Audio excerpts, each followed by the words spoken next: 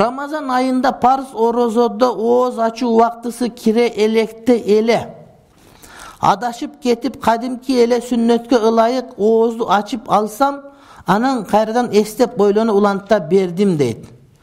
Ooz açуу убакты кире электе эле адашып кетип кадимки эле сүннөткө ылайык оозду ачып алсам.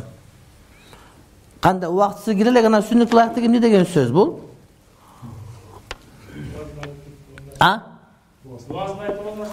Дуасын айтып озачкан чыгар дейт. Адашып кетсеңиз орозо бузулат. Бирок эсигизден чыкса бузулбайт. Орозо экен эсиңизден чыгып кетип ишеп алсаңыз, анда бузулбайт. Бирок убакыт кирелек деп, убакыт кириптир деп кирелек болуп адашып кетип ичип алсаңыз, же каты ичип алсаңыз, анда орозо бузулат. Бирок күнөөкөр болбойсуз. Тартиби кандай? Эстеп калгандарды токтотуп туруп, кийин бир күн кармап бересиз. Yani gebir adamlar var da adaşıp ketip içip alsa da, kata kılıp içip alsa da orozda buzulbaydı. Yani orozda buzulat. Günösü bolbaydı. Özün orozdakin unutu içip alsa, anda bunun orozosu buzulbaydı. Unutkan, anan kata adaşı buna uşundayça ayırmalanat.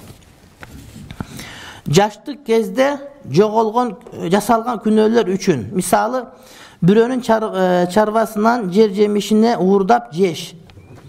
Уруксатсыз bir buyumun alıp koldan жабышуу сыяктуу. Күнөөлөргө азыр намаз окуп шарият жолунда жүрүүнүн кафарат болуп алабы. Же болбосо ошол ар бир адамдын астынан өтүш керек колдон келишинче. Өтүш керек кол. Мен мисалы иштен кетип атканда билесиңер, телевизорго чыгып айттым, мени кечиргиле эл журт дедим.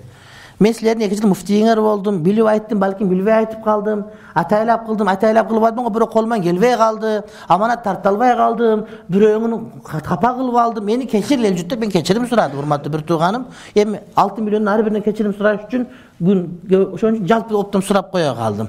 Ошого силер дагы колдон келишинче жанагы таксырым сурап турган жакшы болот.